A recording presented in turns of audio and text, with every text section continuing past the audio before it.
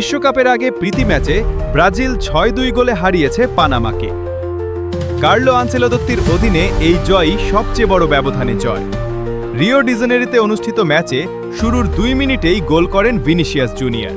তবে ১৪ মিনিটে ম্যাথিউস কুনহার গায়ে লেগে বল চলে যায় ব্রাজিলের জালে। সমতায় ফেরে পানামা। দ্বিতীয়ার্ধে ৪টি গোল করে নিজেদের শক্তিমত্তার প্রমাণ দিয়েছে নেইমারের দল। ম্যাচের বিরতিতে আনচেলত্তি তার শুরুর একাদশে ১০টি পরিবর্তন আনেন। চোট থেকে সেরে ওঠার পথে থাকা নেইমার কাফ ইনজুরির কারণে ম্যাচডে স্কোয়াডে ছিলেন না। ম্যাচের শেষ দিকে কার্লোস হার্ভে একটি গোল শোধ দিলেও বড় ব্যবধানে জয় নিশ্চিত করে ব্রাজিল।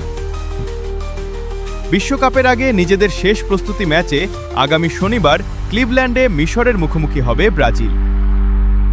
এরপর ১৪ জুন মরক্কোর বিপক্ষে ম্যাচ দিয়ে তাদের বিশ্বকাপ অভিযান শুরু হবে।